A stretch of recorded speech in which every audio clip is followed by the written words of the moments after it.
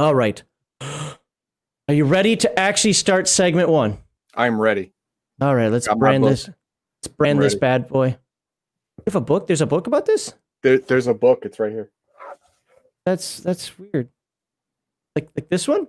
Yeah, just like that one. Just Only like mine's better, okay. Obviously. Yours is better? Oh, it is now. It just fell on the floor. Like this one? Oh, yeah. All right, fine. I don't have that one. Or this one? Stop it. Stop showing off. I couldn't hold 6 books, so I used those. All right, so yes, Dragonlance. Actually, I want to show this differently. I don't like how that's showing. Let's show that differently. Because I don't think I have anything I have to do that's outside of the actual book itself. You're going to show it in some strange Euro language? No, it just doesn't have all the headers and crap on there. Oh, okay. All right, Advanced Dungeons and Dragons. We have the fundamentals. So a couple things about this. Remember, if you're watching this on YouTube, a couple things you definitely want. Why can't I click the button? Oh, apparently I broke everything. First thing you want to do is you want to subscribe. And after if you hear this segment, you definitely want to subscribe. Also, remember that if you're watching on YouTube, you only get the segments. Like if you're watching next week or something, that's right. If you're watching next week, I don't care if you watch this a year from now, you're still watching it next week. Watch this next week. You're only getting the segments. If you want to see the whole show, if you want to see the Heathen Dog No Pants Dance, you have to be a backer. Wow, I'm already regretting that. You have to be if you want to know what the No Pants Dance is, you have to be a paying backer. Sorry, that's just the way it is. Actually, that may be not good for Twitch or YouTube. The clip may not even be good. You may want to check because my junk may or may not have been out. I didn't look that closely, so I didn't look. If it is, yeah, we will make sure that is stays gone behind a paywall. Yeah. Yeah. Well, or open up an OnlyFans, a Legion of Myth OnlyFans. There we go. We'll redo the dance for OnlyFans. Yes. All right. Take 2. Anyway, no, I just want to let you know that there's a lot more that goes on than just segment 1 and segment 2 on this show. Anywho, that's all I have there. So we're going to talk. I got to move this stuff over because I have notes. Yes, Noro, you need to check the video. Do it, girl. Did she miss your dance? No. She wants to check the video for my junk. Your wife is my junk inspector. Thank you. Wait, what? Am I supposed to be okay with that? Yes. Shut up. Okay. Oh my God. Let's get the right banner back up now. Boom. We're in segment 1. So this is segment 1. We're going to talk about Dragonlance Adventures. Now, this week with Dragonlance Adventures, actually, this is one of the problems with us having our show on Sundays. Monday news breaks, and we're like, are you kidding me? And on Monday, a lawsuit broke between Weiss and Hickman and Wizards of the Coast. And we're going to talk more about that later. But that's, I like Dragonlance. Do you like Dragonlance? Yeah. I mean, there are parts of the world that I probably wouldn't have gone with, but when you don't make your own world, that's basically how it ends up. But there are parts of this system that is just indicative of Dragonlance that I really, really like and have used in my own settings. Mm-hmm. So yeah, I really, really appreciate Dragonlance. So I think with the current things that are going on, as people like to say, the zeitgeist. I just thought it was apropos. Let's talk about Dragonlance. We've had a few things come up where we've kind of talked about possibly doing this at some point in the future. This is just a good segue, and since we know what our next subject's going to be, and it's not going to be Dragonlance. So I do want to let everybody know that as we go through this book, I'm going to be reading quite a bit of it. Not the whole thing. This isn't good. You're not going to come back 7 hours from now. I'm still on page 10, like those goofballs in that other video. But in order to segue into segment 2 better, there are going to be parts of this that I literally read just straight up. So let's get into this by Tracy Hickman and Margaret Weiss. This version on here isn't the clearest in the world. It's kind of a bad scan, I think. It was done in, where's the copyright date on this thing? Was it 1987, right? Yeah, 87. There it is. And the preface. We're not going to read this. You can go buy the book. But it talks about how they love the system and the realm that they created. And I tend to agree with them. A lot of things to talk about, and we're going to go over quite a bit of this. Not too in depth. Look at that, 2 pages of table of contents. By the way, this book is not that big. I don't understand why the table of contents is that big. Because it's laid out like crap. Did you notice that Tinker Gnomes are like in 2 different sections of the book? Yeah. Good information, bad layout. All right. So we have the universe. And it starts in the beginning. It kind of gives you a quick background. The tale begins, or is the universe, the alignment of the gods. You know, because gods do have alignments. The place of mortals in the realms. The law of consequence. Just kind of the themes to get you into what Dragonlance is. It starts off really well, you know, broad strokes. Yeah, exactly. Yeah. Get you in the mood. Here are the stars, which if you read the novels, it's an important aspect of the game, because if you remember, some of the stars went missing in Chronicles. Like, that's a little weird. How do stars go missing? Characters in Crin, what pages is 11. So I've got some things to talk about. Okay. So something to note. The gods, and this is important, especially for segment 2. The gods of Crin take a very active role in the world. A lot of these fantasy realms do. But the gods of Crin really take an active role. They walk right next to you and say, hey, bud, what's up? So this is an important concept as we go forward and review the races, the classes, and the history of Crin.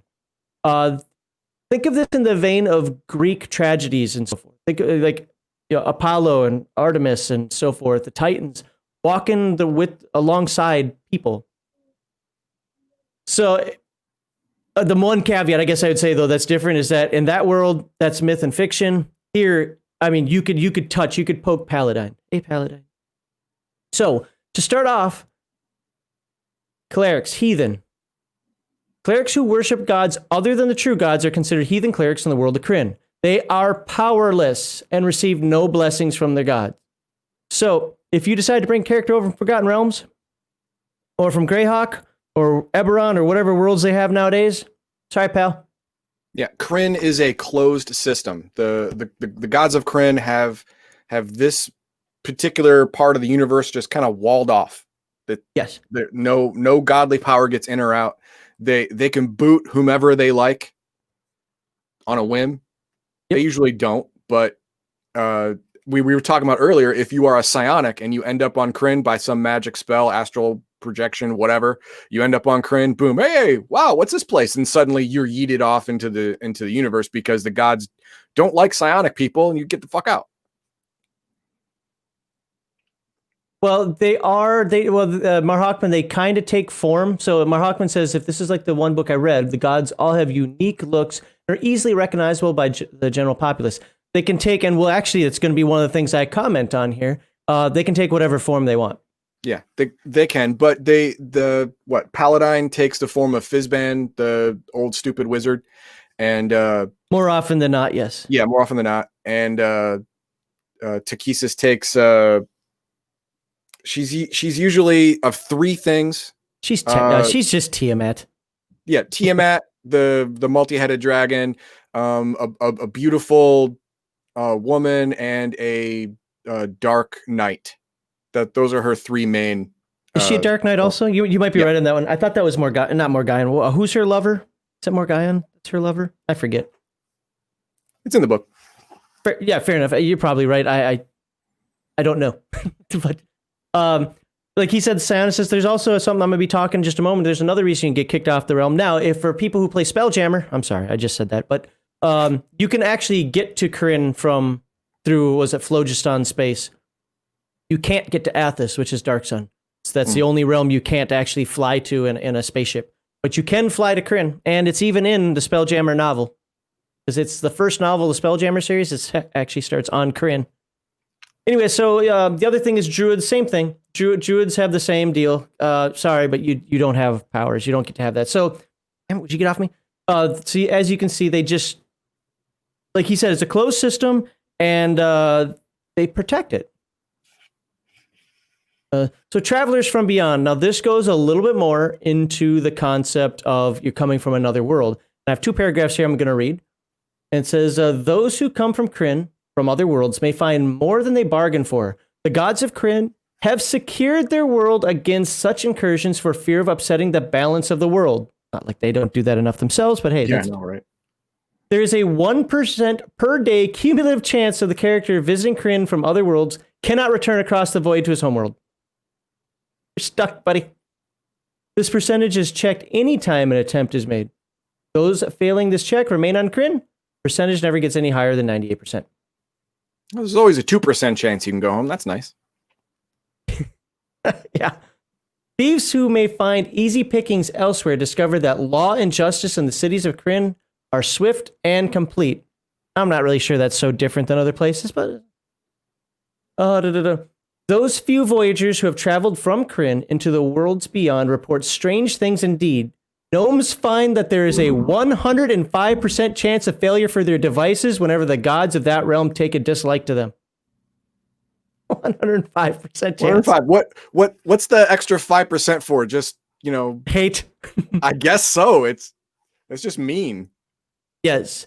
And the other thing that I want to note as we go on here, separate character classes. So it talks about which classes you can be. Remember, magic users and illusionists, if you don't follow one of the orders of high sorcery, which we'll get to later, you're a renegade.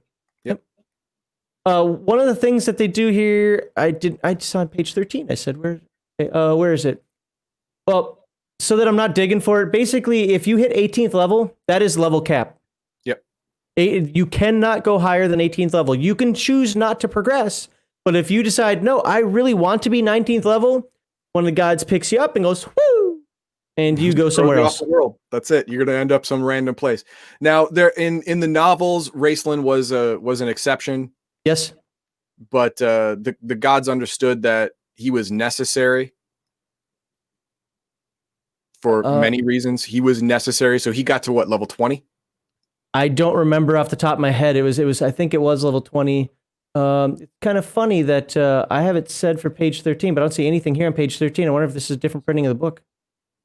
Anyway, yes, they specifically mentioned Raceland in here and somebody else, and now I can't find. Experience points. That's Cavalier. You know what? It's not that important. You can find it in the book. It's level 18 though. Apparently, I had my page numbers wrong. All right, so when you think of Crin, other than, say, the Orders of High Sorcery, if that's your deal, what is one of the things you think of? That's unique. Knights of Solamnia. That mean they are the... After I read Dragonlance, I actually based a lot of the knights in my worlds on them. Because they're the structure and how they're put together, how they fit in the world was so cool that I just liked it.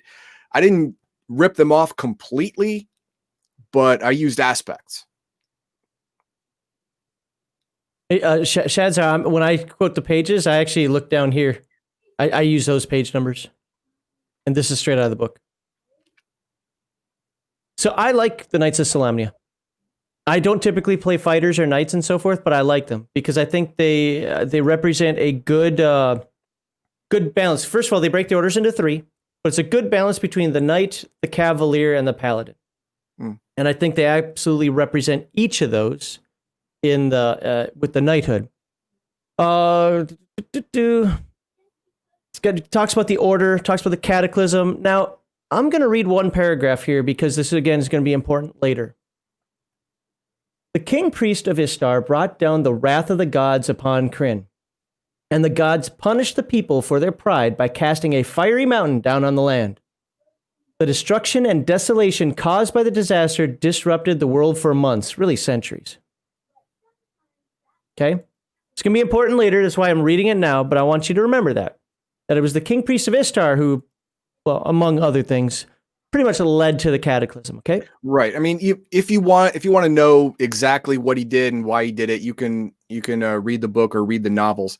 Yep. But basically, the king priest is the head of the church. He's the pope in this world, right? Pope of Paladine, which is the head of the good gods.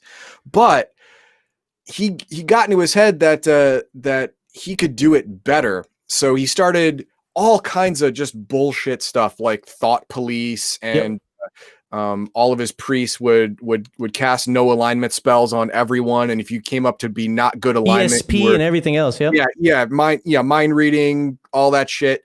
And he started doing decree after decree that was more draconian. And I understand that's funny because there are Draconians in the book, but more and more harsh. And the problem with this, even the good gods had a problem with this because it was disrupting the balance. And as we said earlier, the balance in this world is what the gods are going for.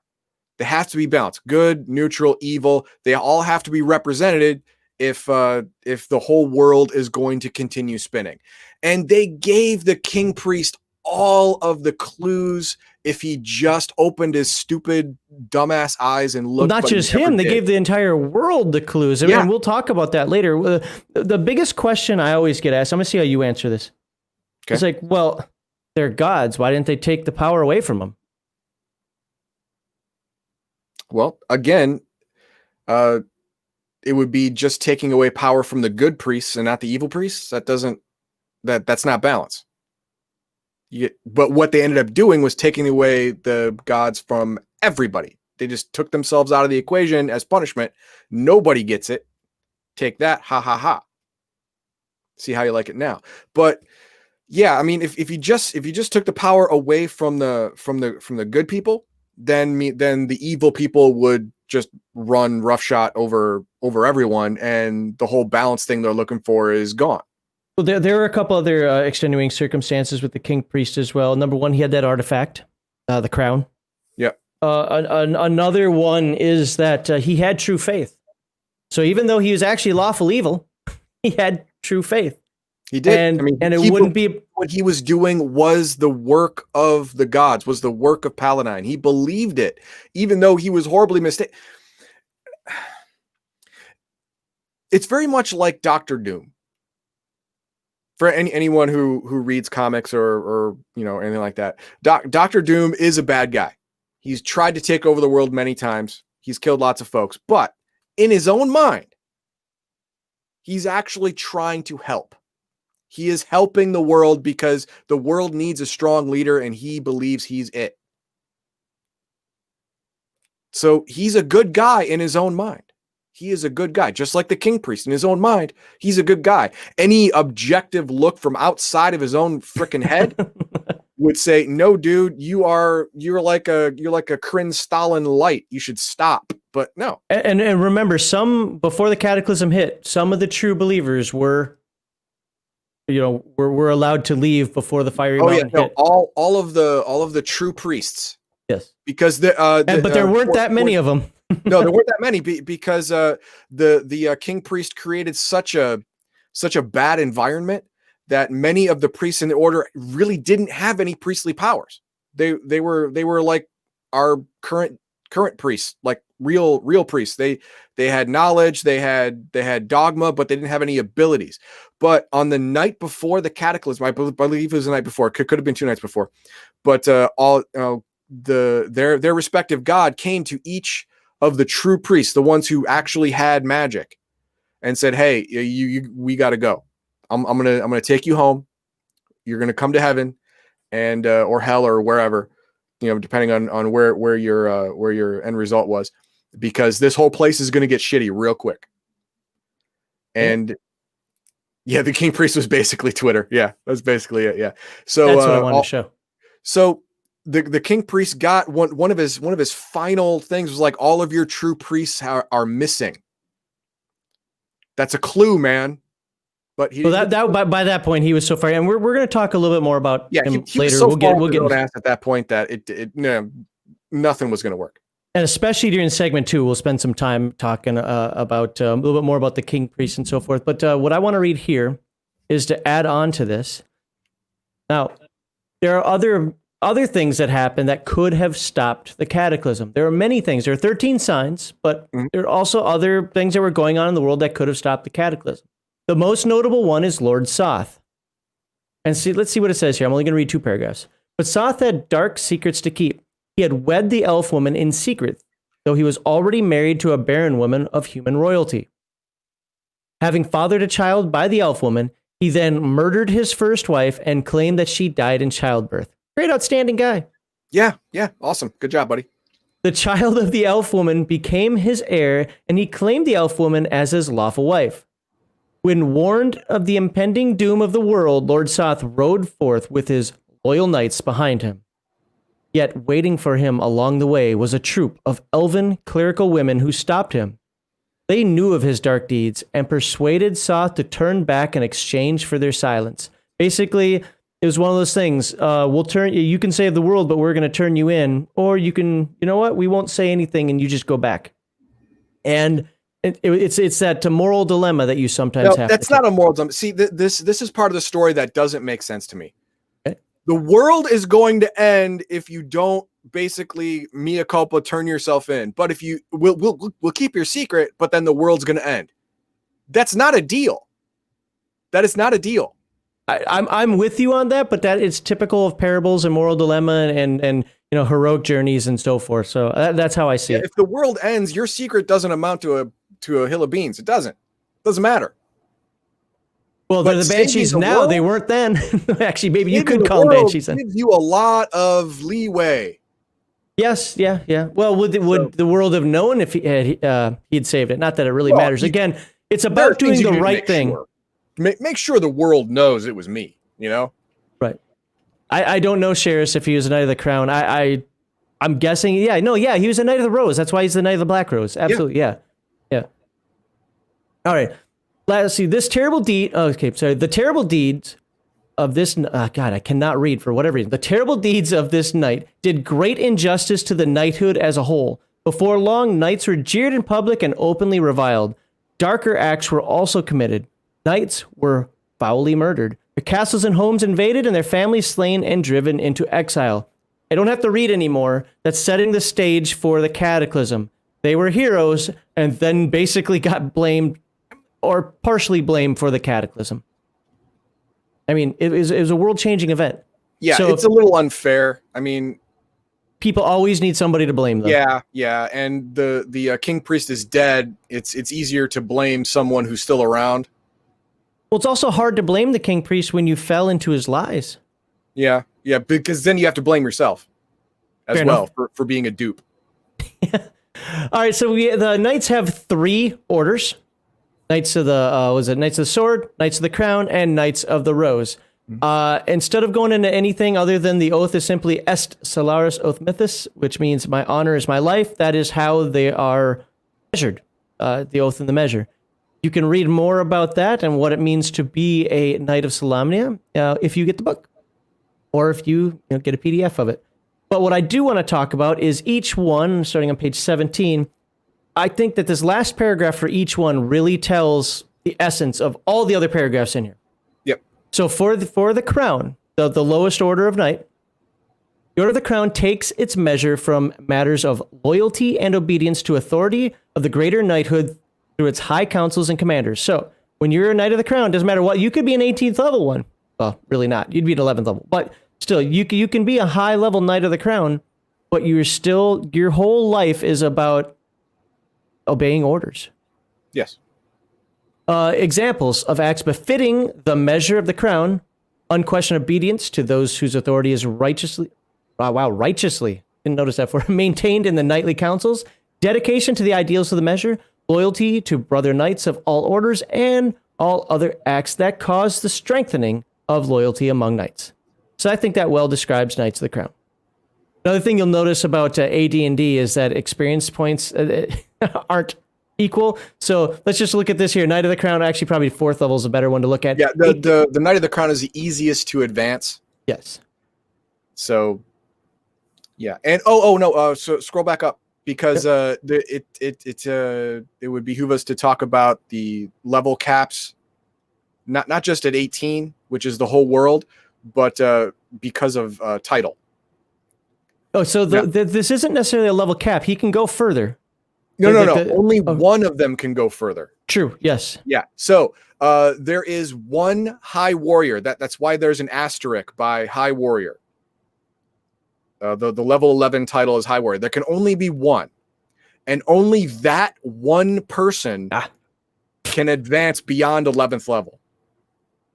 Only that one person. You got to wait until he's dead or retires or whatever, and someone else becomes a high warrior. Let's actually read the asterisk right here, ahead. because I believed what you said until I read this, so we were both wrong. There's All only one knights who have sufficient experience points to gain a level may do so, but retain the. Okay, sorry. Is that just for the wizards? You know what? The problem is I always think of second edition druids, and I think that's where you and I get hung up. Yeah, I think you're right. But they retain the title.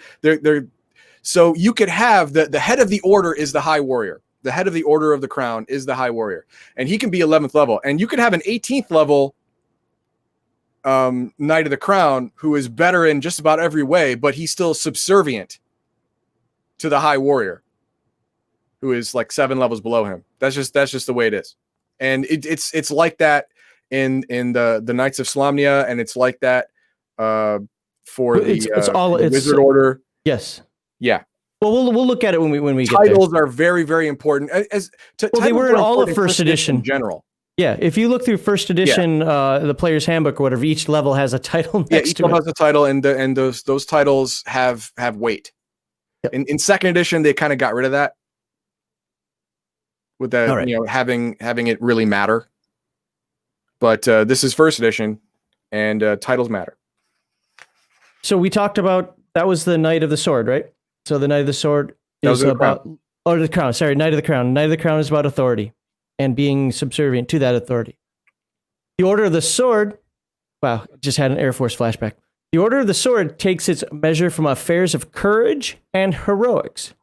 Examples of acts befitting the measure of the sword: facing evil without regard to personal suffering, accepting the challenge of combat for the honor of the knighthood, defending the honor of the knighthood, defending the honor of a fellow knight, and protecting the defenseless and weak. Who does that speak to?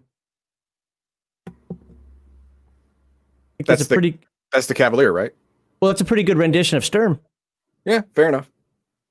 So it's okay, Nathaniel, you're a little bit behind on the YouTube side. The YouTube side is a little bit slower. Yeah, it's all good. If you look at it, the Knights of the Crown are kind of like cops. I mean, they have to follow the letter of the law, whereas the Knights of the sword, they get a little more leeway. You know, they have to go out and be proactive, find evil, never back down from evil, find it rooted out, stuff like that. And then comes the Knight of the Rose, which is I don't know, I guess you could say the moral authority of let's read what it says here, although I agree with you. The Order of the Rose takes its measure from deeds of wisdom and justice. Examples of deeds befitting the measure of the Rose: taking compassion on the less fortunate, sacrificing one's life for the sake of others, giving no thought to one's own safety in defense of the measure and its honor, protecting lives of fellow knights, seeing that no life is wasted or sacrificed in vain. You could argue that is Sturm also, but I think he's more in the sword side, yeah. So again, this book is a big book. We're only on page 19, so I don't want to go through all the aspects of the knights and so forth. That's why I just read those paragraphs. Do you have any parting words about the knights? No, that's good. Actually, I think we should go over to the Cleric just to look to see if it's done the same way. I am going to be talking about them specifically with the spells that they get. The Holy Orders of the Stars. That's the clerical stuff. What page? 41. Had it? Lost it. Chosen prophet at level 18, prophet at 15. There's only one prophet for each god. More than one reach this level. DM should choose one of them for the title. The other remains an apostle. Okay, so it's the same thing. You can still get your experience. Hang on, but chosen prophet. There is only one chosen prophet for all the gods of good at any given time. This character must be a prophet of Paladine. No other character can reach this level. Now, this one's 18 for the gods of good, so that's fine. But if you look over to the gods of neutrality on the next page, Star Master, there is only one Star Master. No one can reach this level or above. That means there's only one Star Master of neutrality that is 16th level or higher. So we're going to talk about some of that later, especially when I start talking about how many spells they get and so forth, because you're going to note that it is the whole spell list thing is very, very giving in Crin. I mean, if you bend the knee to these Crin gods, they give you a pretty compelling reason to stay, because the spell lists are pretty good. Okay, what do you say? Anybody who played a knight was a wanker anyway? You want to just be a normal fighter? Okay, Tinker Gnomes. Let's start talking about the raid. This is where the book starts to get a little weird, because we're going to talk about Tinker Gnomes here and then Tinker Gnomes later. I have no clue why the Tinker Gnome section is here. There's really it shouldn't be here. Except for, I know somebody's going to tell me, but it's a class and they're actually talking about the race later. They're not separate. Okay? Tinker Gnomes are Tinker Gnomes. There's no Tinker Dwarf or Tinker Human. Orcs can't be Tinkers. Well, there are no orcs and Crins. That'd be, yeah, you're right. Yeah. Or, Minotaurs can't be Tinkers. So only Gnomes can be Tinkers. So the class and the race are synonymous. So I'm going to spend a lot of time on that awesome moon chart, Shadzar. Yeah. Love it. We're going to get to that in a moment. Fucking awesome. Oh, sorry, segment 1. So I don't like Tinker Gnomes, especially as player characters. To me, they're a little more than comic relief, and they should always be NPCs. Don't let your players play Tinker Gnomes. I believe that. Yeah. As with Kender and Gully Dwarves, there is lore as to why the Tinker Gnomes are the way they are. And yes, this involves both the power of the gods and the necessity of biological essentialism. God, I love saying that. Weiss and Hickman understood that demi-humans are tropes and properly created them as such. That was more of a comment for segment 2 when we get there, but and yeah, I actually wrote a note here. This book is weirdly laid out as Tinker Gnomes are on page 54, so we'll get to that later. Well, what's kind of cool about Tinker Gnomes, not cool, but you should note, the maximum wisdom of 12. That's the high end of average for a normal 3d6 roll. That means they're like idiot savants or mad scientists. I mean, unless you really have a high wisdom. If you kind of figure that, maybe you roll 2d6, or maybe a lot of them just have right on that smack dab 12 if you roll 3d6. I don't know how you'd want to do it. I would say roll 2d6. In fact, it's got 2 asterisks. Does it say here how you roll? No character, cannot have a wisdom higher than 12. So I'd probably have them roll 2d6. That would be an average of a 3 and a 4, a 7. That is below common sense wisdom of a human. So, yeah, they are either idiot savants or mad scientists. Either way, I don't want one in my party. No. Anything you want to say about gnomes other than Master Crafts Gnome? I know you're not a fan. Really. I mean, I don't like them either. I find the whole device section to be extremely clunky and useless. This first edition, everything was clunky in first edition. Fair enough. But even if you make something that is functional and useful, which is rare, because Tinker Gnomes usually don't check both those boxes. It's either one or the other. It's still what's the word? Dumb. Yeah. Dumb. Quirky at best. I'm gonna go with dumb. Usually, I'm just saying quirky at best. I've never seen best. So there's some will do damage. I mean, they're look at this: 2 pages, 3 pages, a drawing, and now here's some more inventions. So we got 5, 6, whatever, however many pages that we had of just crap to do with gnomes making stuff. I think it's good background lore. I don't want it in my game. Yeah, it's fine. I mean, it's neat having them as NPCs and having the elevator that is actually a trebuchet aimed at a higher floor. Whatever. It's funny, but I don't want to use it, and I don't want someone in my party that builds dumb shit like that. I don't need it. Nobody needs it. It's and NPCs. Just them and Gully Dwarves need to stay NPCs forever. And Kender. Well, okay, we'll get to that. But there is not an argument for Tinker Gnomes or Gully Dwarves. There's not. Fair. I mean, I generally agree with you on that one. I don't let people play Kender, but we'll talk about that when we get to the Kender section. So, Wizards of High Sorcery. Now, this is like the Knights of Solamnia. This is a very thematic, very Dragonlance-y thing. Now, if you're a wizard on Toril, whatever the hell, the Forgotten Realms, you can dress however you want. Just be careful putting on armor. You can wear a leather coat. You could be the trench coat mafia. You could just sit back and wear a nice, comfortable blouse and some shorts, sandals on the beach. Not on Crin. You have a On uniform. You absolutely have a uniform on Crin. Now the first 2 levels or first 3 levels of your character, you can kind of do what you want, but then you have to take the test, and a lot of wizards die during the test. That's kind of the point. They want to know that you can control your magic, that you actually have an understanding of magic, and so forth. Now, I've seen some game masters run that wonderfully, yet still tough. And I've seen more often than not game masters run it stupidly, where either they just went out to kill the character or it automatically passed because why not? The guy wanted to play a wizard. This is yet another thing. You're going to hear me actually, I've kind of skipped saying it a couple times, but I'm going to say it now. This is another one of those things that is great for a novel, not for a game. Just like Tinker Gnomes. Great for a novel, not for a game. Now, with that, the moons of magic that Shad's already commented on. What I actually have a specific note on it. Yeah, it was right there. Moons of magic, that's a cool idea and certainly a great narrative concept for a set of novels. In practice at the gaming table, I didn't really care for it. Yeah, the main thing is that everyone needs to keep track of the moon cycle. Yes. All the time if you have a magic user in the party.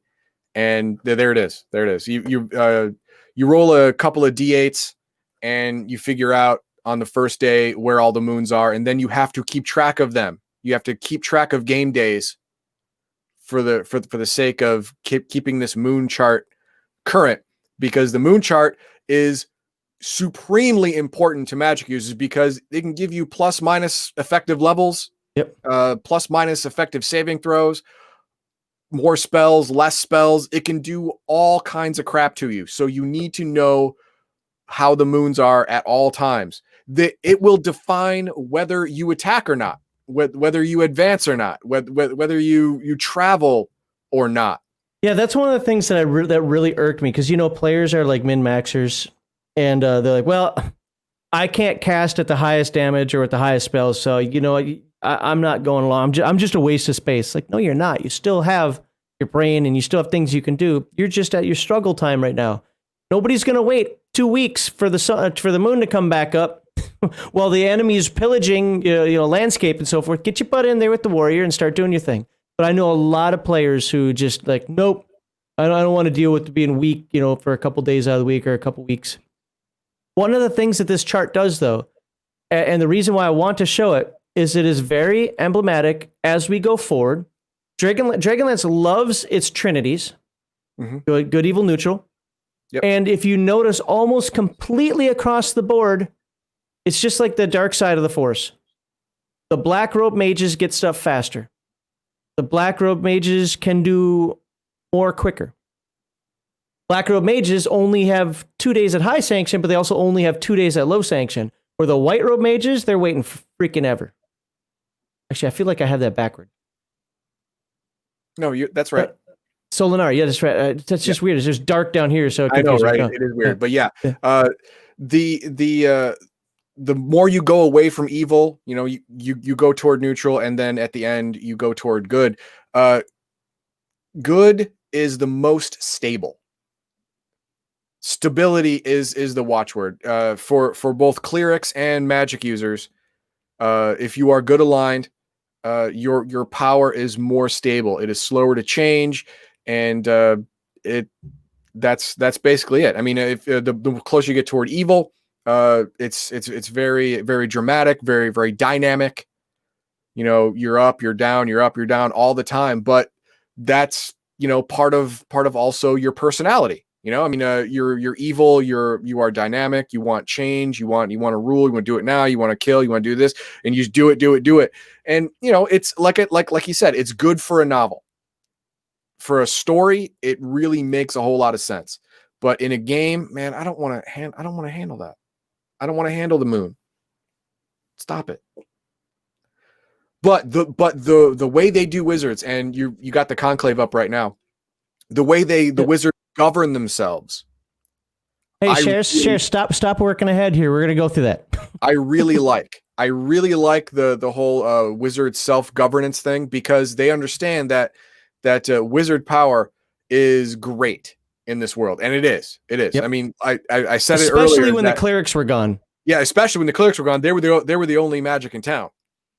And I said it earlier that the spell tables are really good if you are part of the actual conclave. You've passed your test. You're no longer using the regular AD&D spell tables. You're using the Crin spell tables, which are better. Well, sort of better. I'll show an exception, but yeah, Okay. you're generally speaking Generally better than the average AD&D spell tables. So they are powerful. So they have to self-govern to make sure that other people don't rise up and try and kill all wizards. So that's pretty smart. And the other thing is they just don't want chaos. They don't want chaotic magic either. They want you to have control of your magic, so you're not accidentally throwing. I shouldn't say accident. Stupidly throwing fireballs in a city and so on and so forth. So spheres of magic. I'm not going to get into it, but each one has a different. Now they don't have all spheres of magic. You're actually limited, kind of like clerics. To be fair, in this world, well, they're not called clerics, and they don't pray and they don't. They don't act like clerics, but they're essentially clerics. Yeah, you get your magical abilities from one of three gods. That's it. Which decided to step away from the other gods and say, we're just going to float around the planet, be a moon. Yeah, all the other gods are far away from Crin, looking on from afar. They are the stars. They are represented in the stars. But the gods of magic, the three gods of magic, decided, no, we need to be closer to the people. So they became three moons that orbit Crin, which is why the lunar calendar is so important, because that's your god, so your power is greater or less depending on where it tracks in the sky. I get it, but you don't pray to your god of magic. You don't pray, but if you follow it, you are basically bound like any other cleric in the schools of magic that you can learn, just like the clerics are bound by the spheres of magic that they can summon. I don't agree with anything Shazar just posted. Two things I hate that Hickman and Weiss stole from Discworld that came out the year prior to Dragonlance. This is the Wizard Conclave thing. Well, no, Discworld wizards are stupid. Stop it. Discworld wizards suck. I hate reading them. I hate thinking about them. And I hate you. I mean, if I could ban you right now, I would do it, but I can't because on this PC I don't have Twitch. Oh, and he really does hate the Rincewind stories. My disagreement comes to this. I don't think it has anything to do with Discworld. They weren't the first one to come up with a wizard conclave. I would say Tolkien had more of that with the gray wizard, white wizard, even though he didn't really explain it much. Than a parody series, and also Riverwind and Rincewind. Completely different people. There are only so many letters in the alphabet and names and things that I don't see stuff like that. I guess what I'm objecting to is stole from I get themes from everything. Are you going to tell me I stole from every game out there as I'm writing my game? Took some stuff from D&D. I took some stuff from GURPS. I took some stuff from BattleTech. Yeah, for a fantasy game.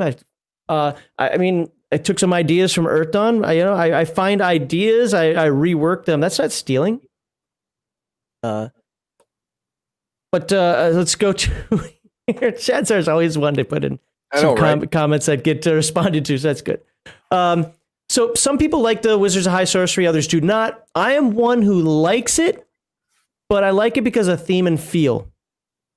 I think it gives mages more monastic or collegiate feel rather than some random weirdos who fling fireballs in the wind. Like with many things in Dragonlance, the White Robe Wizards, and here we're going to look at this, the White Robe Wizards, the Wizards of Good who receive magic from the god Solinari, progress slower than the Wizards of the other orders. However, they can attain much greater levels of power. So let's take a look at this. You've got, again, first 3 levels, you're not a renegade. After that, you got to do the test of High Sorcery.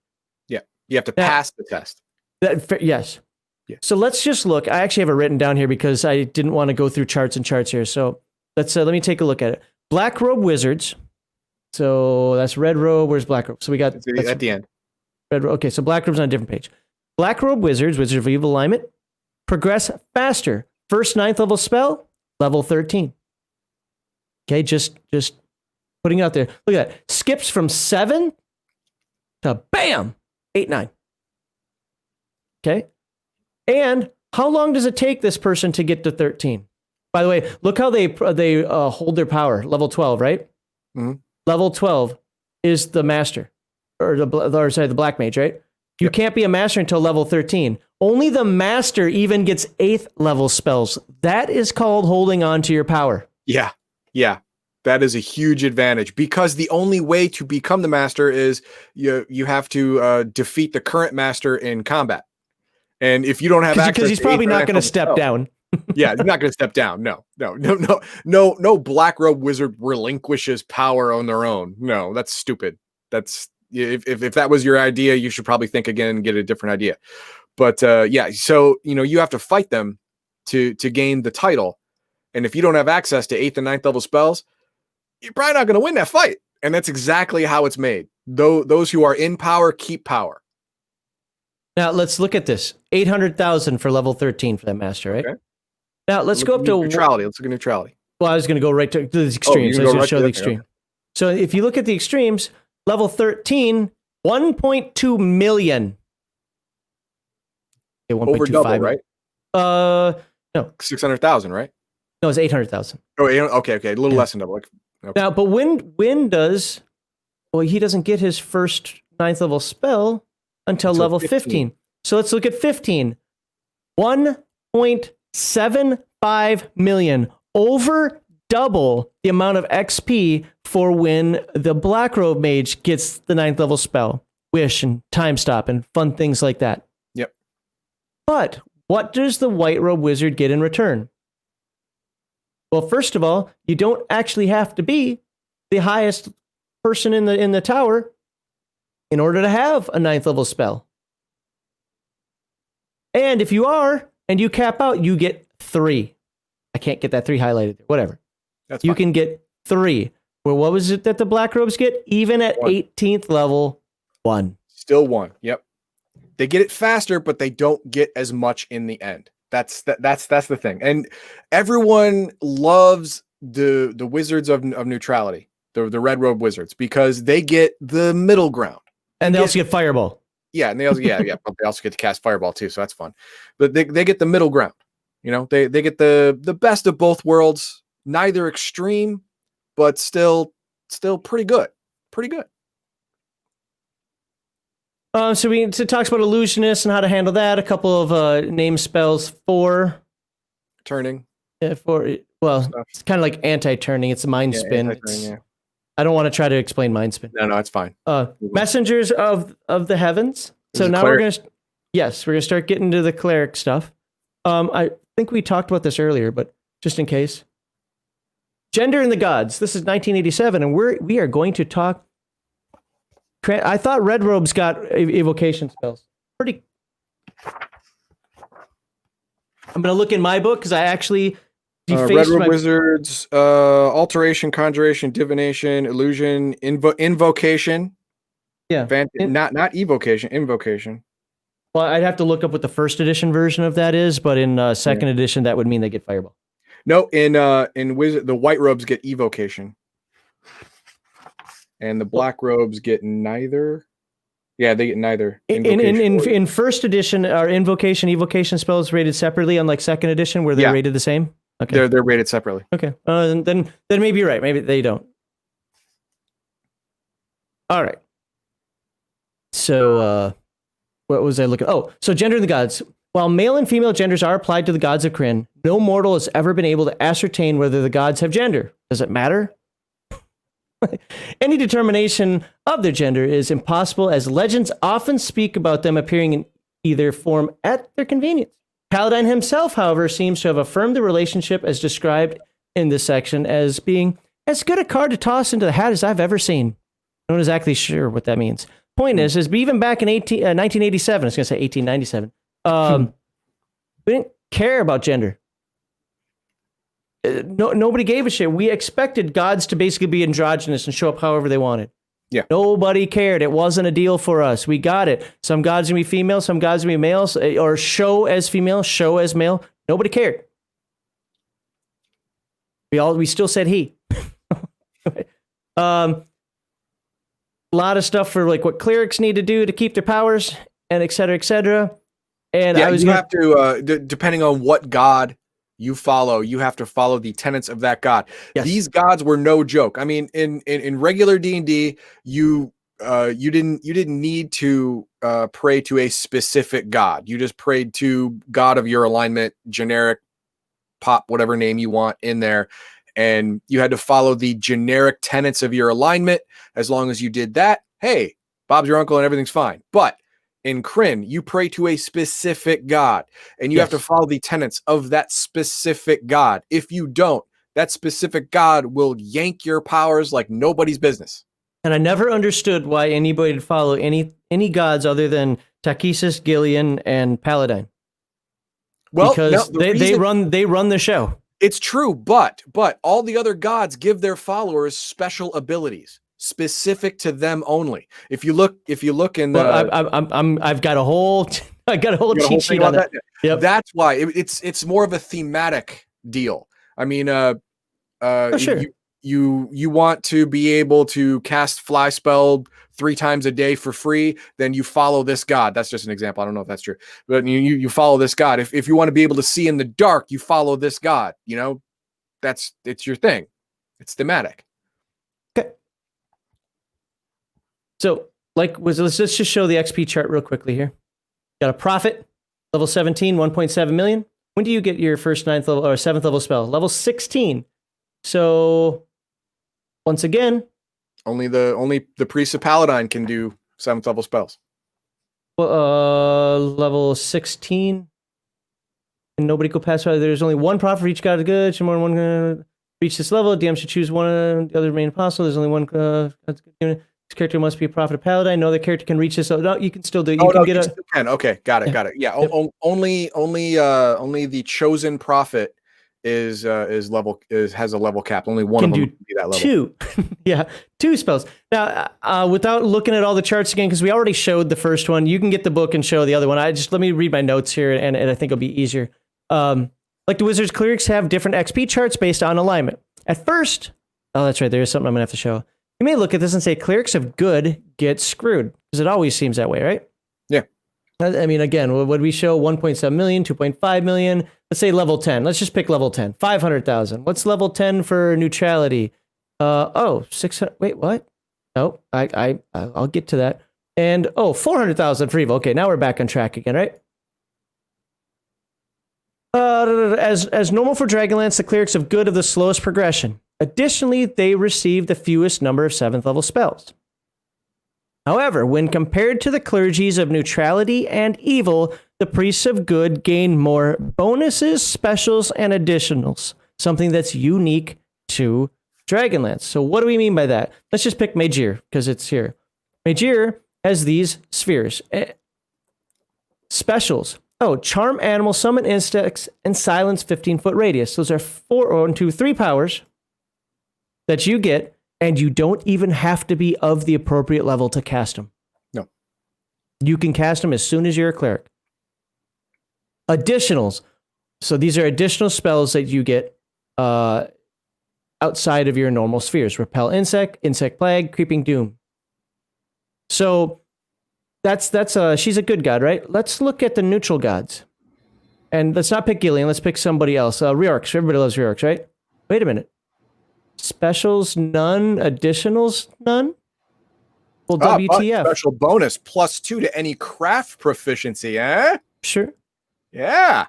But let's go back up here. Wait a minute. When we looked at the experience chart, 675,000. Man, these guys get screwed. 500,000. But all told, let's go up to sort of 2 million for Star Master, right? Yep. And then 1.7 million for Night Lord. I'm looking at their highest level one. And 2.5 million for this. When you add all the stuff together, when you can get your spells, when you get your levels, when the highest level you can be, so on and so forth, and combine it with these additionals. Look at all the additionals this one gets. I'm not going to say it's balanced because it certainly is not. No. But it starts to make sense. I don't want to, I have like these little cross-check things here. Actually just don't want to deal with that. But you can look at them all and come to find out that, yeah, some gods get a little more than others, but long story short, even though you might level a little slower, you're getting more of this stuff. You might level a little faster, what about but then... evil gods? Do the evil gods put out as much as the good gods? Oh, yeah, no. Because the good gods are basically whoring themselves. Actually, I think I had that backward. I think I was thinking the neutral gods. So Sargonis, that's her consort. Gets those spheres and these abilities. Takesis, of course, she's the main god. She's going to give some stuff out. Zaboyum gives nothing except for create food and water, animate object, and only 3 spheres. Wow. But it is elemental and weather. Those are pretty cool. So that's those are pretty good with spheres if you're going to have them. Chemosh, how are you supposed to pronounce it? I always pronounce Chemosh. So that's the one I like because I like to play necromancers. So astral combat necromancy, yawn. Specials, yawn. Additionals, animate object, yawn. Yeah, I know.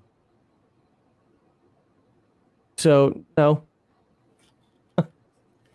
Anyway, if you start putting all that together, you have more considerations than just XP, and that was my point, really, is that it's just more than just XP and spell progression chart. Look at the other things you get. That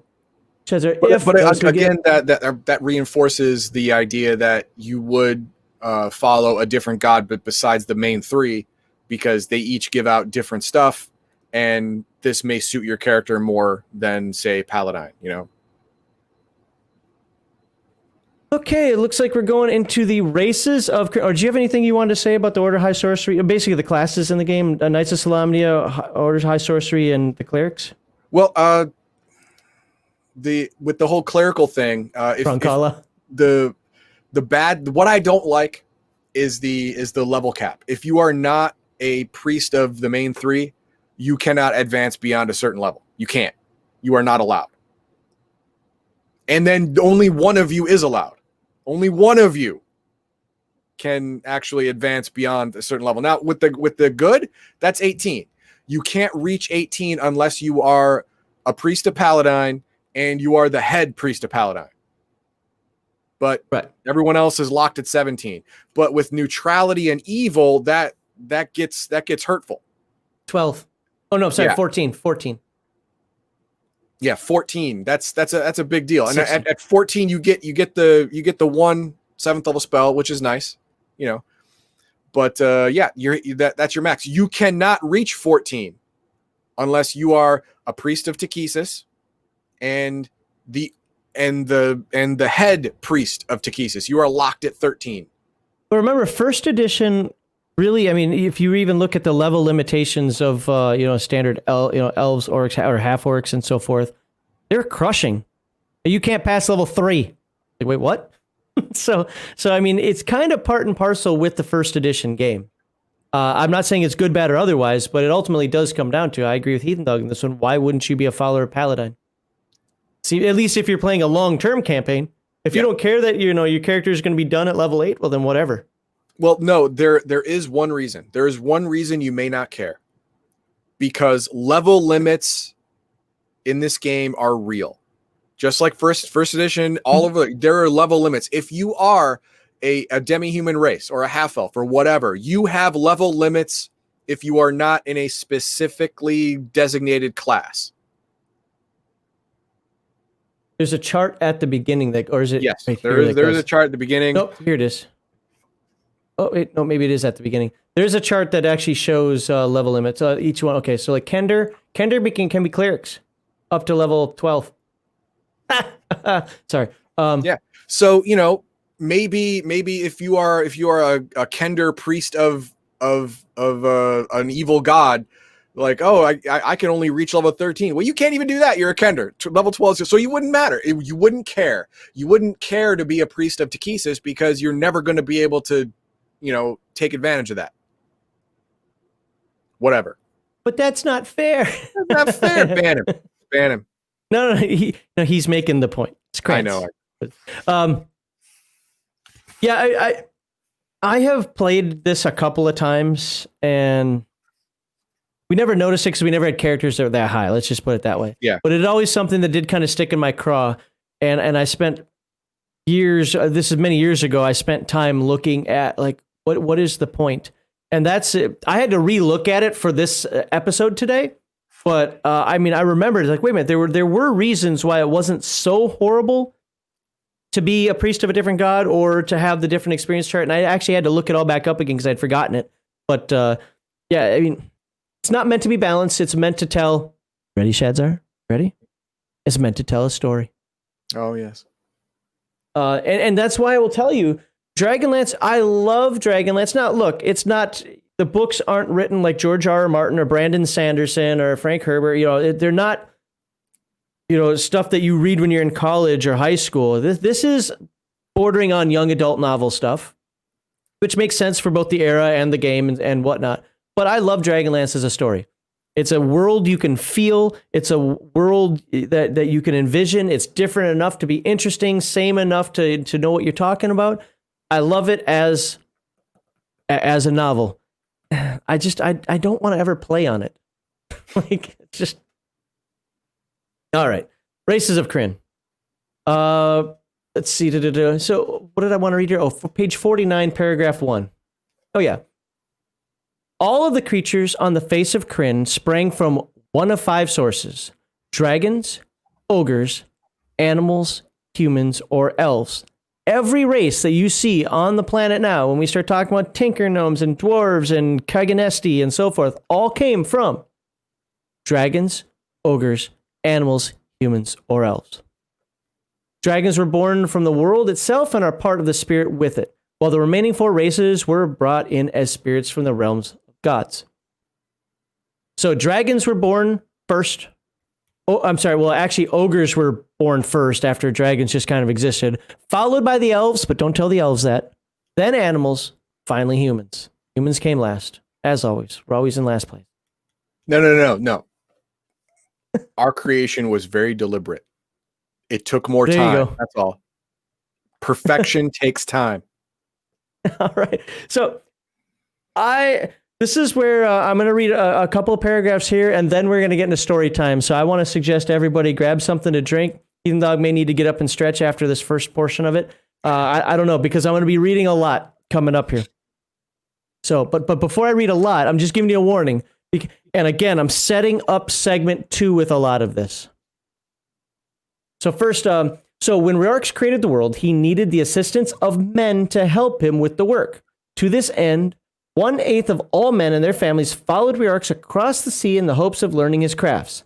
For many years, men worked happily under the guidance of Riorx. Inevitably, humans being humans, the men became proud of their skills and used them for their own ends. Riorx was angered. Now remember, Riorx is a neutral god. He's not a good god. No. Riorx was angered. In his wrath, he remade these men into a new race, as they had become tinkerers, so they would remain for all time. He took from them the crafts he had taught, leaving only their burning desire to tinker and build, invent, and construct. He made them into small people. They became the gnomes. Yep. That was evil. I mean, he should be an evil god for that, because that is goddamn devious. You take away all skill, all knowledge, but still leave the need to make something, which inevitably will be shit because you have no skill or knowledge.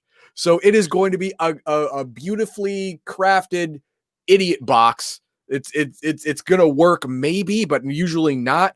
And it's going to be 18 times more complicated than it has to be because you have absolutely no skill or ability.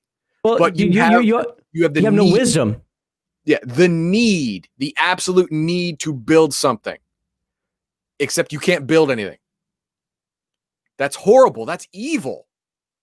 Well, he's allowed to do evil acts, as long as he, does good ones too.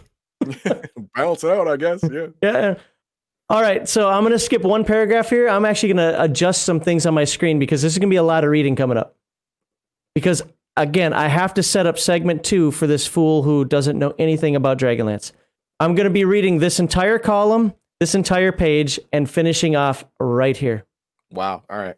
There are a couple of paragraphs that I could skip, but like I was telling Heathen Dog before the episode, I would have had to have highlighted them or something to figure out which ones I could skip. So So here we go. All right. This is important. This is about the Greystone. And Oh yeah. And the reason this needs to be mentioned is because in segment 2, when we do a reaction video to this weirdo, he didn't know anything about Dragonlance and started talking about how the races didn't feel right. Whatever. We'll get to that. Anyway, this is where they come from. It was also during this time that the single greatest event in the history of Crin took place. While the tale is most fanciful, it is a fact that some fabulous event took place at about this time that brought about the tremendous diversity in the creatures of Crin. The legends of that time are clear. Hidjikel saw the creation of the gnomes and smiled. Riorx had worked long and hard to forge order out of chaos. Yet now, Riorx saw that the balance of neutrality was not maintained. Hidjikel knew that Chislev also felt this swing in the balance. Herein was the foundation for mischief. Hidjikel went to Chislev. With cunning words, he convinced Chislev that the forces of evil were losing ground. Their only hope, he said, was for neutrality to take ultimate control. Chislev agreed, and at Hidjikel's insistence, asked Riorx to forge the Greystone. The Greystone was a marvelous artifact, a large, clear Greystone with many facets. It was designed to hold and radiate the essence of Lunitari, the red moon of neutral magic. Hidjikel convinced Chislev that this stone would anchor neutrality to the world of Crin and solidify the neutral position on the planet. Chislev convinced Riorx of the same thing, and thus the stone was created. It was placed in Lunitari, and magic swelled within it. Riorx, although still angered at the gnomes, had never forsaken them. He loved them and now could see how they might yet serve him. He appeared to their priest and presented a plan for a great invention he wished the gnomes to construct. It would be powered by a magical stone that Riorx would provide. The gnomes, as was their wont, built the machine 30 times the required size and with mechanisms that never served any purpose. Heathen Dog was right. The general consensus was that it would work once the stone was in place. Riorx now finalized his plan. Among his servants, he found a lowly gnome who truly worshipped his arts. In a vision, the little gnome saw the Greystone and wanted it more than anything. He approached the problem of getting it like a good gnome. He invented something. His invention was truly worthy of the gnomes, a mechanical ladder that lifted itself into the sky. Tower of Babel, anyone? The strange device had pulleys and counterweights and wheels and cogs. It made a terrific racket when it worked. Riorx smiled upon that gnome and gave him a secret device. The gnome's ladder worked. One could set it upright on the ground, winch up to the top section, and then climb up to the top. From there, the bottom part would be winched up off the ground so that the ladder hung steadily in midair. Then the operator would climb up the new section and repeat the process. Slowly, the ladder pulled itself up into the sky and eventually reached the red moon. With a magical net given to him by Riorx, the little gnome captured the Greystone. He lowered the ladder back to the ground and went to place the Greystone into the great invention. But the moment he opened the net, the stone leaped into the air and floated quickly off to the west. All the gnomes rushed to pack their belongings and follow it. They followed it to the western shores of their land and quickly built ships. Greystone floated westward across the waters and the gnomes in pursuit until the gem finally reached the shores of Ansalon, which is the continent on which most of Dragonlance takes place, and counter to Taladus. Riorx was deeply disturbed, for the gem created magical havoc wherever it passed. Beasts and plants were reshaped in magical ways. New races of animals sprang up overnight, and spellcasting went wild. Instead of anchoring neutrality, the gem only made the pendulum of good and evil swing more rapidly than ever before. Then understood how he'd been tricked by Hidjikel and Chislev. At that time, there was a great ruler among men named Gargath. He was a barbarian prince who loved the gods of neutrality and served their purposes. One spring day, Gargath was in prayerful communion with Zivelin. When he looked up, he saw a gray gemstone floating above. Gray gemstone floating above the altar. It pulsed a steely gray light. Gargath took this as a gift of the gods and placed it high in a tower. Here, by various traps and magic, he secured the stone so that all could see its light, and yet none could take it away. The gray light shone as a beacon for 2 armies of gnomes. Oh, armies of gnomes. That's got to be a visual. The gray light shone as a beacon for 2 armies of gnomes who'd been pursuing the Greystone for many years. One army was filled with the desire for the wealth the gem represented. The other army was made up of those most curious about the gem and its workings. The 2 joined forces to recover the gem and proceeded to march on the castle. The gnomes first demanded the stone. Gargath refused. Would you to give in to a gnome's demand ever? Gargath refused to give it up. They threatened war. He welcomed the fight as the gnomes were outnumbered and tiny. There was only one thing left to do. They invented something. 2 weeks later, a giant siege engine came thundering towards the gates of the fortress. It broke down just short of its goal. Oh, poor gnomes. The gnomes retreated with heavy losses. 3 weeks after that display of gnomish technology, a humongous siege engine approached, sounding like 100 ghosts wailing. This one rammed the first siege engine and caught fire. It burned to the ground, and the gnomes retreated with heavy losses. Nearly a month and a half later, a towering colossus of a siege engine roared towards Gargath's battlements, charging through the ashes of the first 2 siege engines. Drive mechanism broke.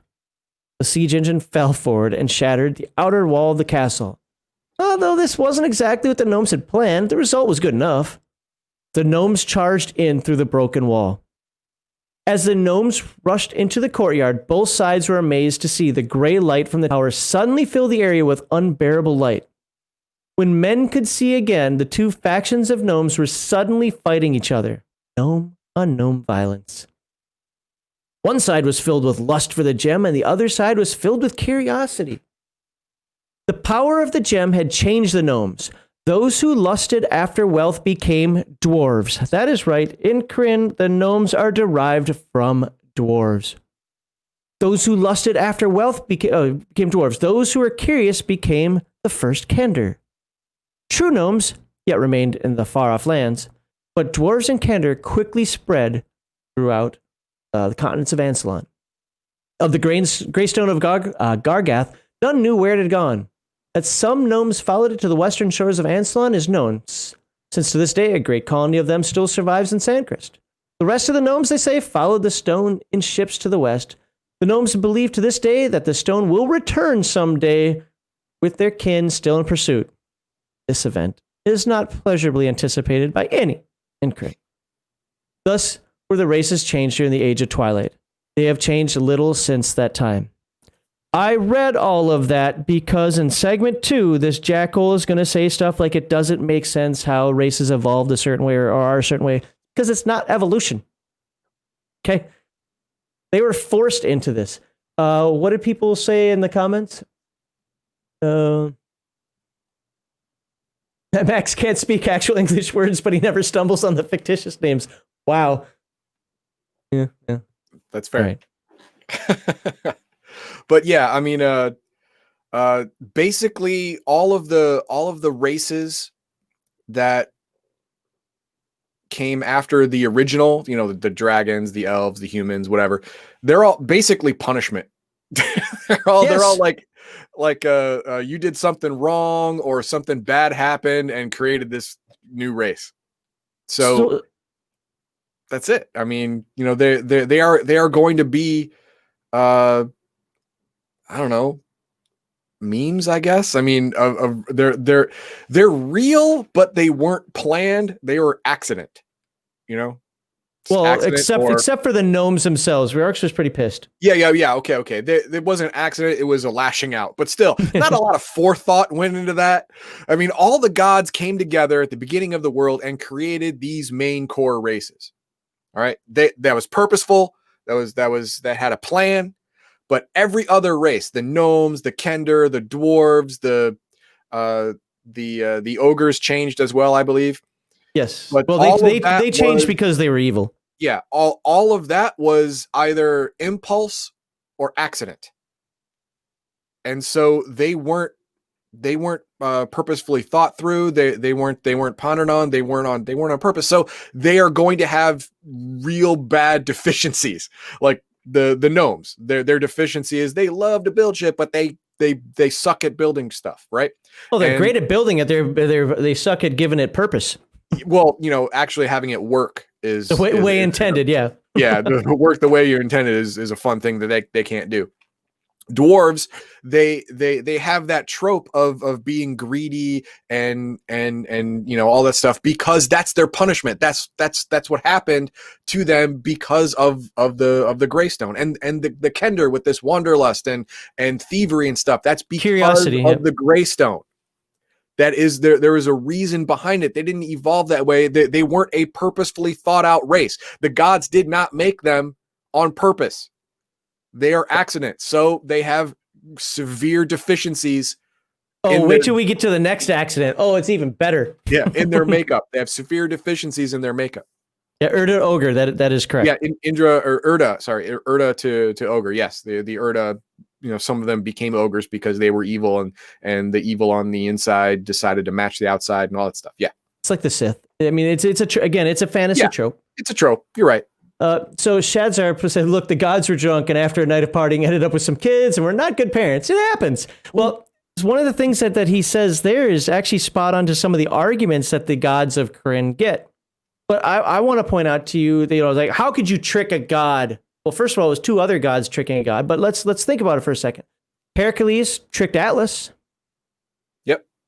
Nephthys tricked Osiris. Yep. Prometheus tricked Zeus. And he wasn't even a god. He was just a Titan. Was he? Yeah, Prometheus was a Titan, yeah. Well, Hercules was half human. Yep.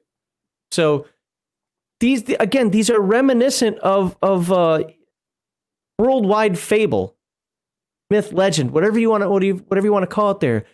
Doesn't have to be its own high fantasy, really weird, based on pure evolutionary, stance. This is based on, maybe not directly, but indirectly, Greek, Egyptian, Sumerian, etc. I mean, Sumerian, look, you've already got Tiamat in here. Yeah. Achesis. Where's Marduk? So the point is like, when you look at these things and you complain about the gods, go read some freaking literature. Now, I haven't read all the Beowulfs and Odysseys, and I mean, I've read those, but I haven't read all of the different tales and so forth that are out there. But in the ones that I've read, this fits in very well with that.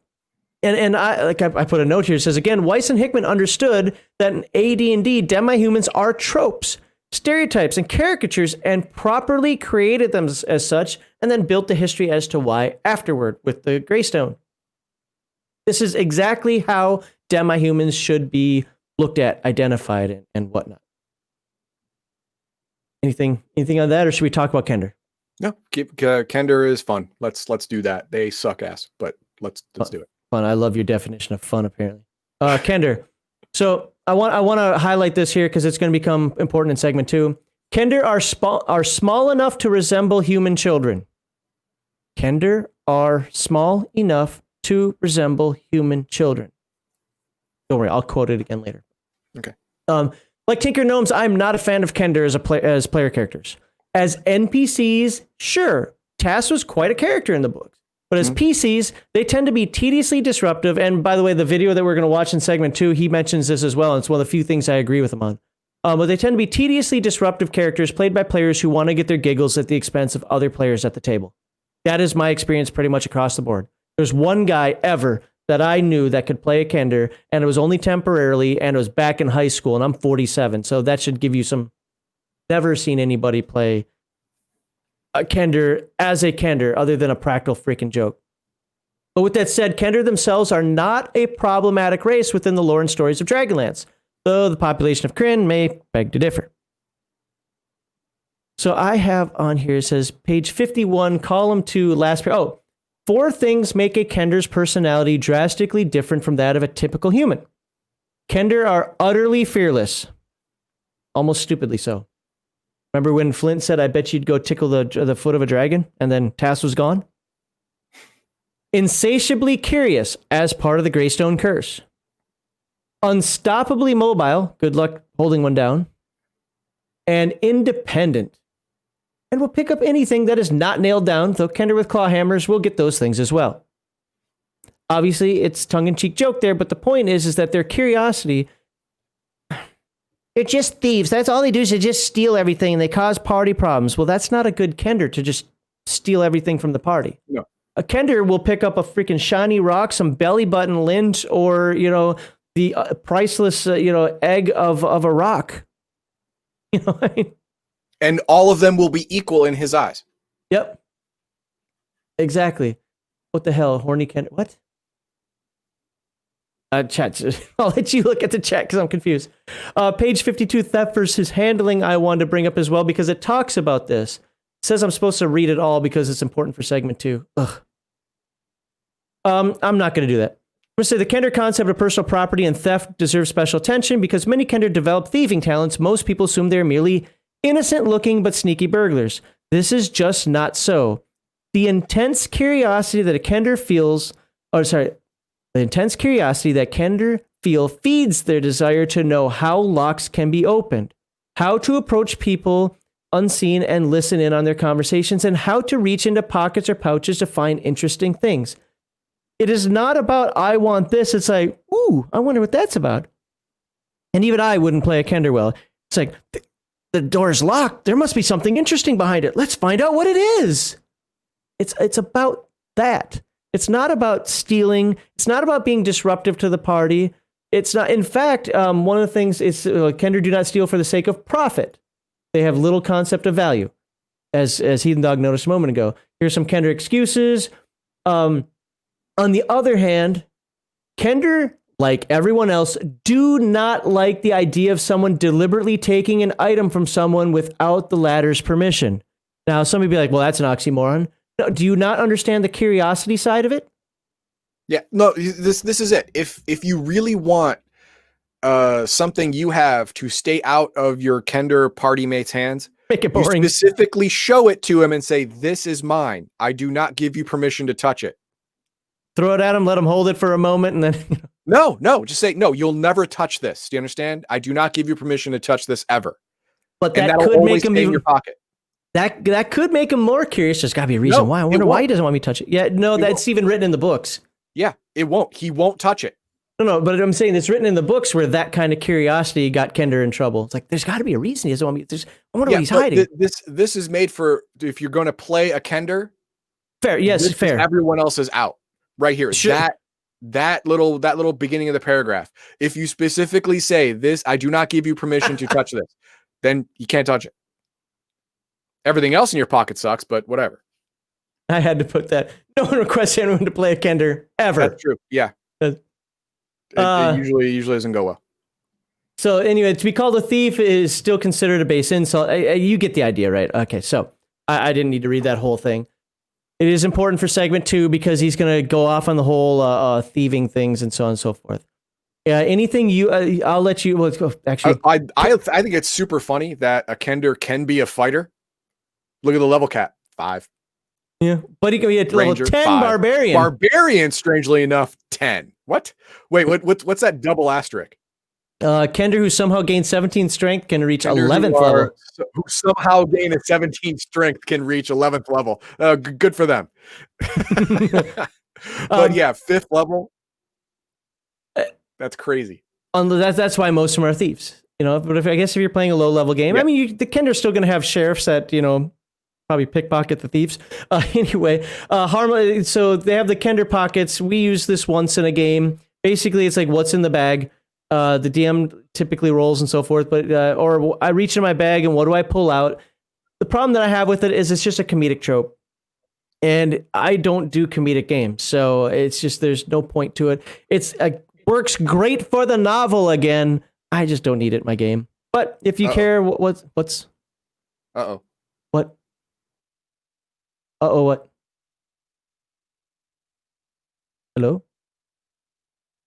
Can you not hear me? Am I dead? Are we streaming? Is Heathen Dog frozen? Am I frozen? What happened there? I don't know. You locked up and everything went away for a second. See, I saw you lock up. So which one was frozen, me or him? Well, no, it was both of us because you're broadcasting. They'll see both of us as frozen. No. StreamYard isn't being broadcast from me. only my portion of it. We're actually logged into a server, so it says Heathen Dog was frozen. Okay. I just saw the uh-ohs and so forth, and you sounded like, but because I've been having the audio problems recently, I thought maybe it was me because you went uh-oh, and then we're gone. Oh, you went echo and robot. Yeah, I heard a partial robot from you, and then you were just froze. Mm. I guess everybody, maybe it's StreamYard. Let's blame StreamYard since we both had the problem. Good okay. You ready to move on to elves? Or any final things you want to talk about, Kender? No. Okay. Tinker Gnome appearance, whatever. Read the book. Yeah, we've already talked about Tinker Gnomes. Elves I will say this about Tinker Gnomes. They actually have a section called Mad Gnomes, which is really funny because Mad Gnomes build shit that actually works. Well, they're Mad Gnomes also because they usually come from other worlds, and they have a % chance of turning into what was it? Doug was frozen. Oh, so on the YouTube side said you were frozen longer. Yay, I win. Fine. Whatever. There's a percentage here. Oh, only off-world gnomes start off as Mad Gnomes. Mm-hmm. And you can turn from off-world 1% chance of learning the technological skills of the Tinker Gnomes during any 6-month period. So, yeah, they've got the Mad Gnomes. Yeah. Which are actually sane. In the books, there was one gnome, I forget his name, but Conundrum? he actually built stuff that worked. Conundrum. And he was ostracized. He was considered insane because he actually built stuff that was useful to, anything. The Twitch police finally caught up with Heathen Dog's no pants dance. Yeah, for those who missed it, we had the no pants dance earlier. Thank you again to Crafty for ordering that. Didn't know we were serving it. Elves are pretty traditional elves. Again, it comes in the whole Dragonlance. It likes its trilogies. It likes its number 3.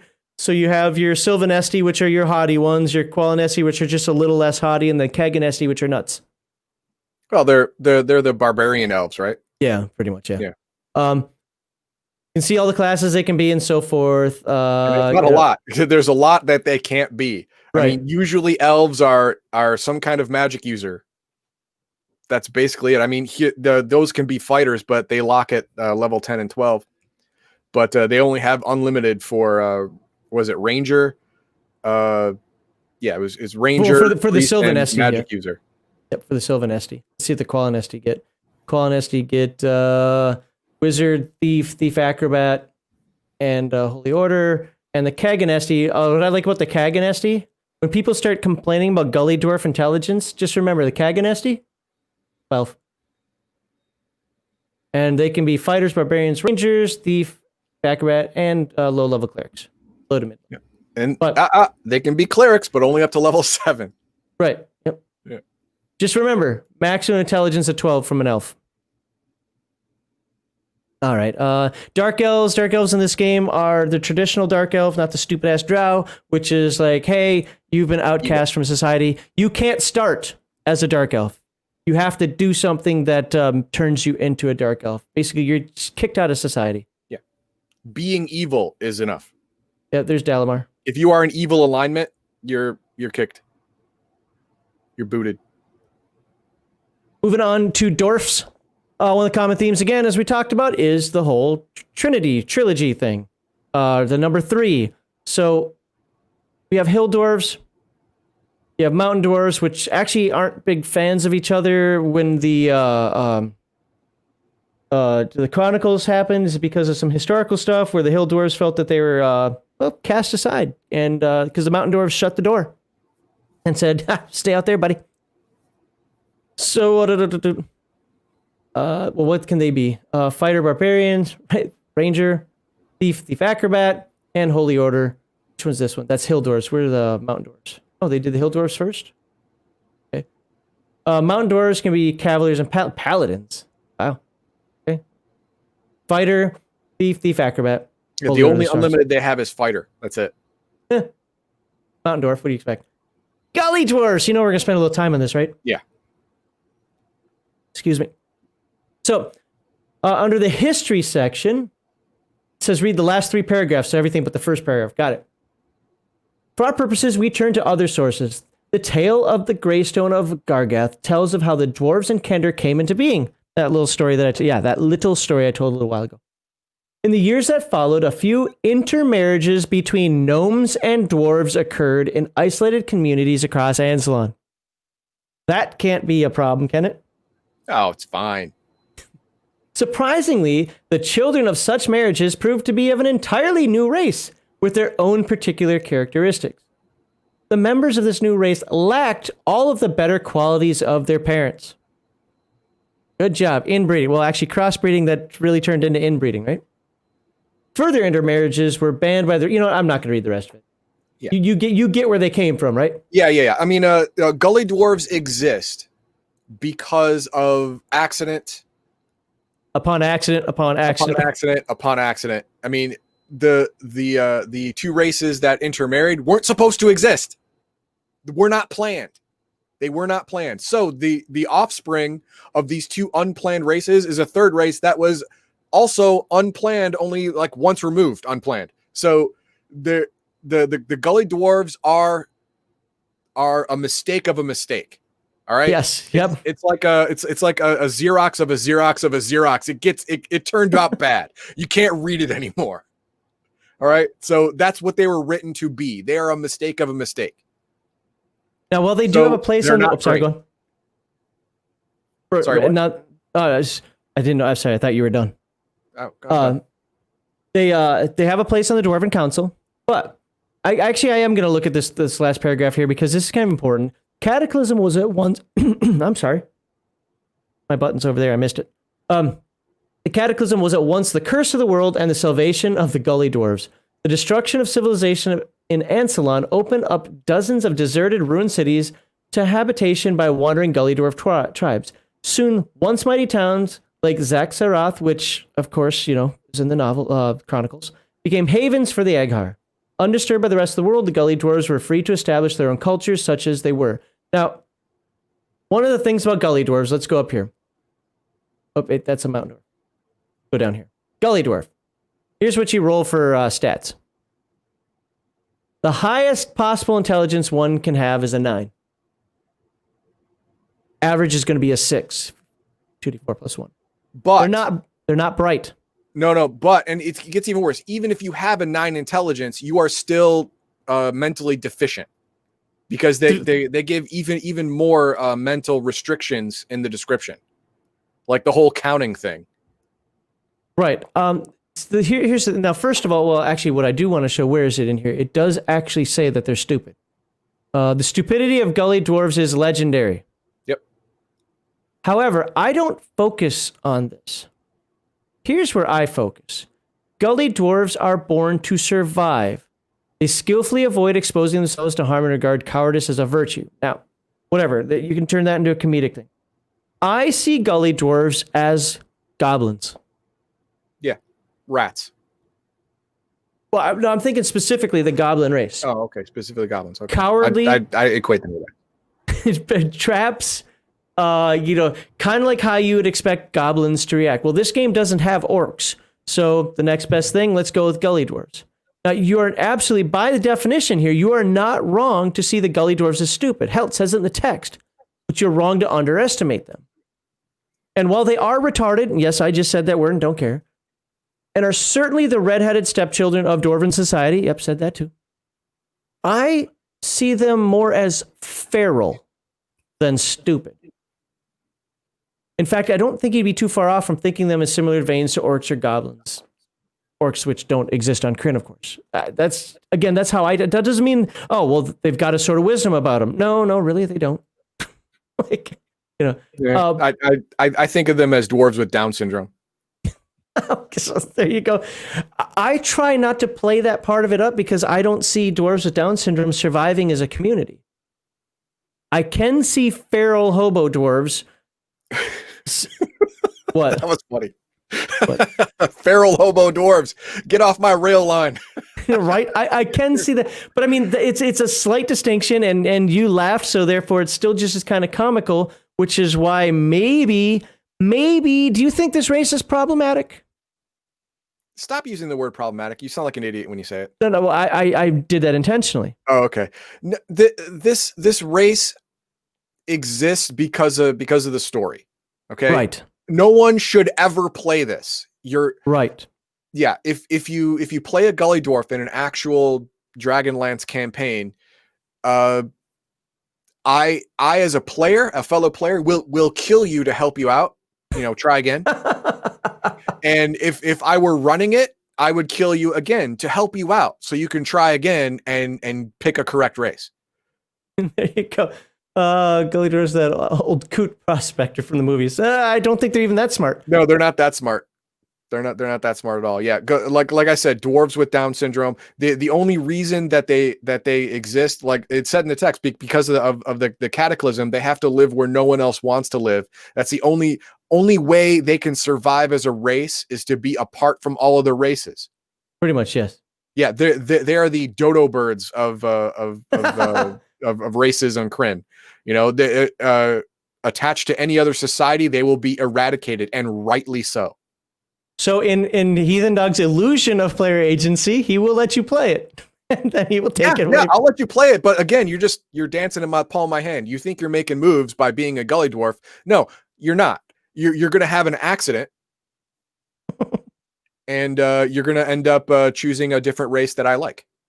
But it's going to be your choice. Like you said, Gully Dwarfs are put in the story for a reason. I'm going to talk more about this in segment 2, where I have some notes on this, but the Gully Dwarf was put in there to give race and humanity. Yeah, the illusion of humanity. The illusion of humanity. Yeah. Okay, there you go. All right, I'm going to be completely honest now. We're on page, 69 of 130. I have literally nothing to talk about in this book because I don't care anymore. Not that the book's bad. It's just I've talked up until page 114. Okay, well, I want to talk about the morality chart. Well, that's page 114. Oh, there you go. So I'm gonna slowly go through this. So you got non-weapon proficiency. So obviously this was done after, what was it? The Dungeoneer Survival Guide or Unearthed Arcana, where those kicked in. Whatever. Creatures. That goes through the Draconians, which are very prevalent. What I liked about the Draconians, to me, when I first read them, they're kind of unique. And I like how when you kill one, when a boss reaches 0 hit points, it turns into a stone statue. Person who struck the death blow must make a successful dexterity check, -3 penalty, or his weapon is stuck in the statue. The statue crumbles to dust within 1d4 rounds, freeing the weapon. Its armor and most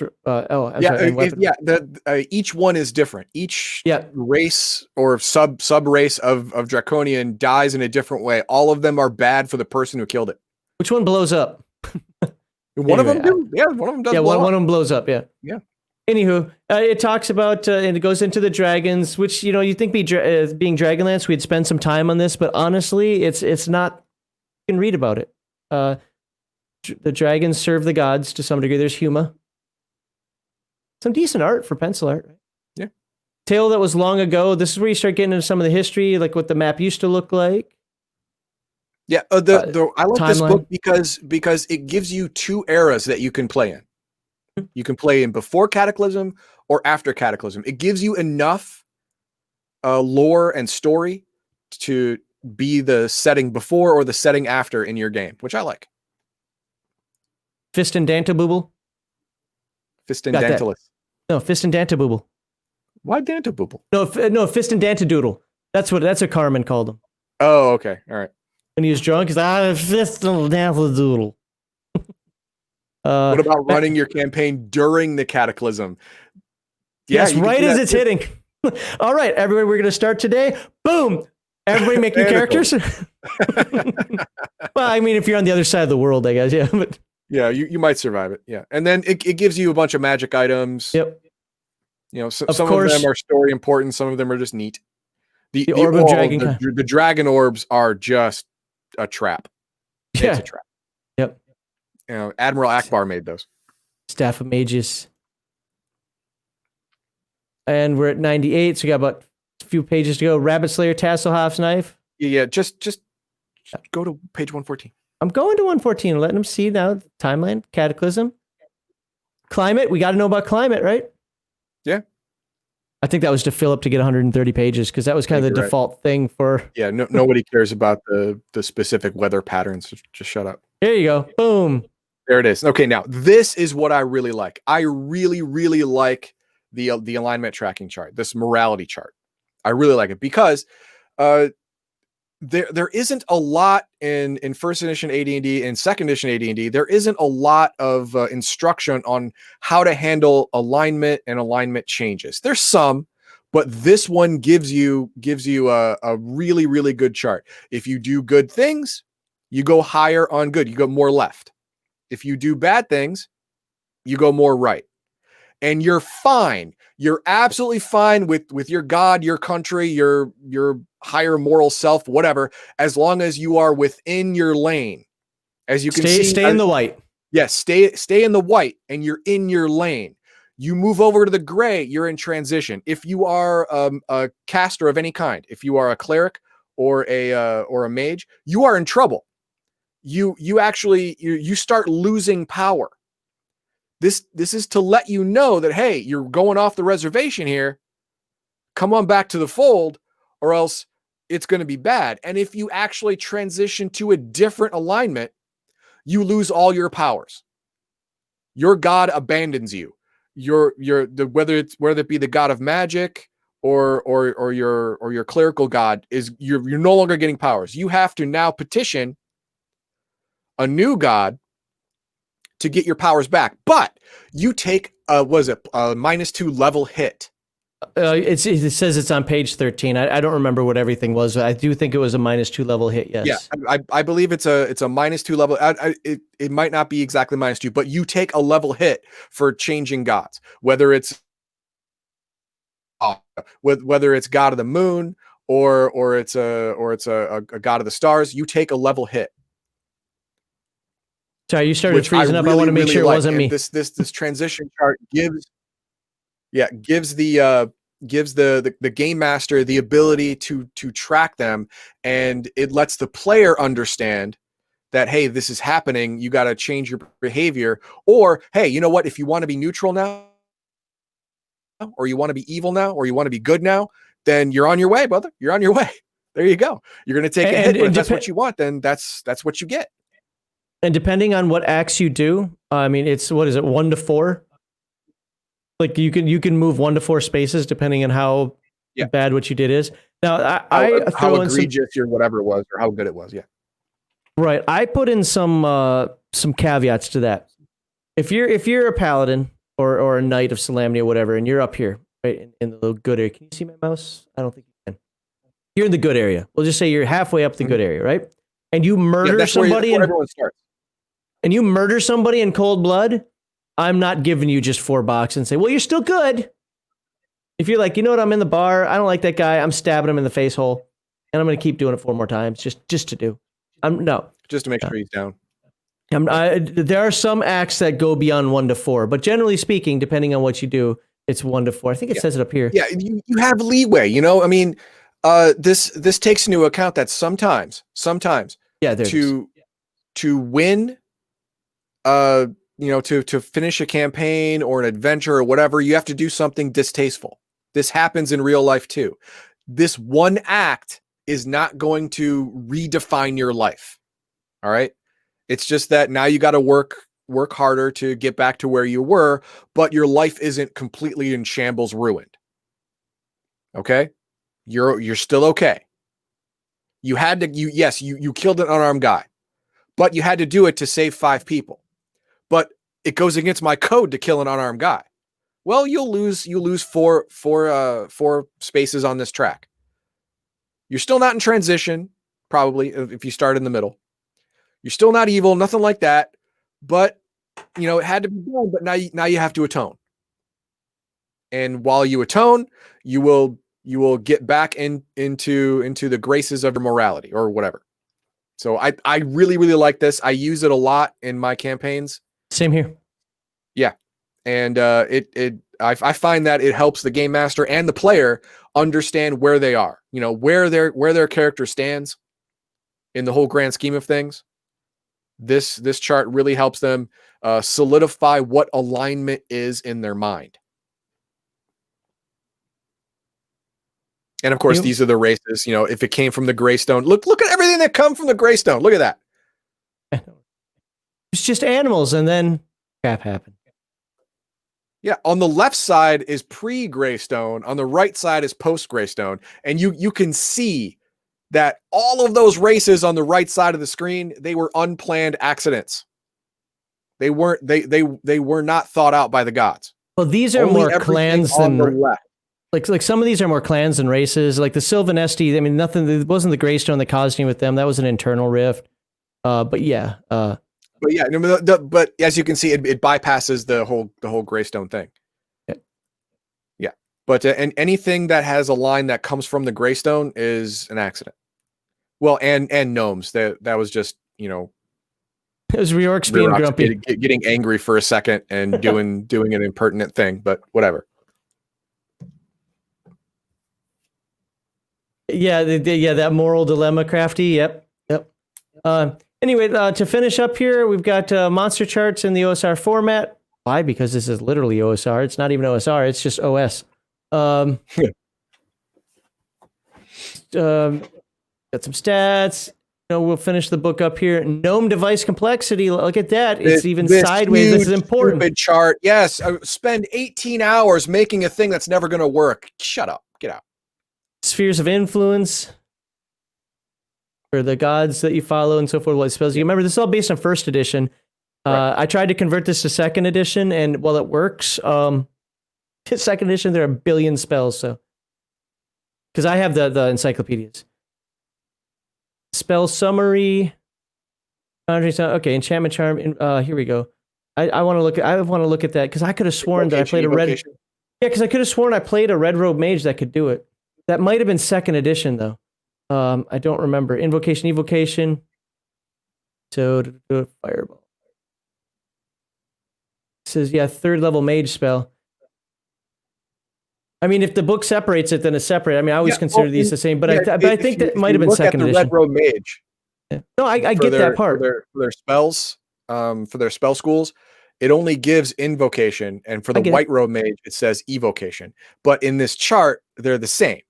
Well, yeah, it's almost always treated the same. But I think that the definition of the spell itself is specifically picks one or the other, which is fine. Okay.